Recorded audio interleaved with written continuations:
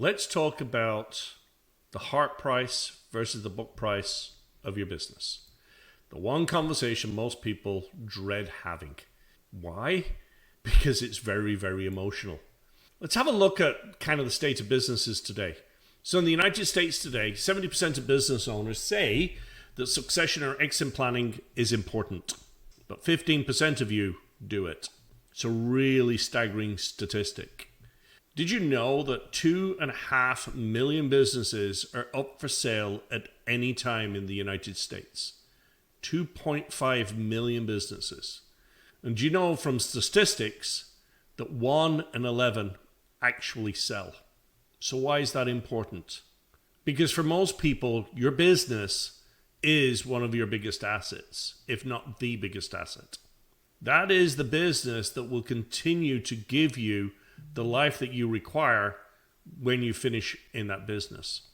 So how do we overcome the head versus the heart problem? And what is the head versus the heart? Well, the heart is the blood, sweat, and tears that you've put into this business over the years. How you've grown it, how you've developed it, how you've nurtured it. The good times, the bad times, the ugly times, the great times, right? Many of us have gone through this. Very few have ever gone through just great times, right? Very few and far. So when we put all of that together, the value that we put on our business is far greater than the bucks tell us. And what are the bucks? They are the accounts. They are the profit and losses. They are the tax returns. So when you're looking at your business, what are the tax returns that you're posting? Now, let's be honest. There are different situations and different tax strategies when you're in business. As you're growing your business, you want to limit the amount of tax that you're paying. However, when you're thinking about selling your business, you've got to look at it in a different way, because businesses are valued on the profit that they make. Let me reiterate that. Businesses are valued on the profit that they make. So therefore, your tax strategies have got to change to show more profit that your business is generating. Not for 1, not for 2, but for over 3 years. And when we look at the business, we don't look at the business on a boom year. We look at the average over 3 years. So when we're sitting down and we're looking at the businesses, we're looking at the tax returns. We're looking at all the numbers. We're looking at what profits were made. What is the average number? We also look at the industries, because different industries and different sectors have different multiples, right? We never multiply the revenue by that number. It's always the profit by that number. This is one of the mistakes that people look at. So when we're looking at businesses, we've got to be looking at the details. The finances are only one part of that.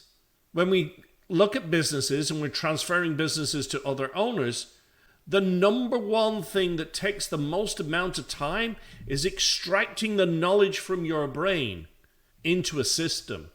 If your business is not systematized, there's no processes, there's no procedures, you are going to be discounted on the value of your business, because business owners have got to employ people to come in and extract that data, to systematize the business.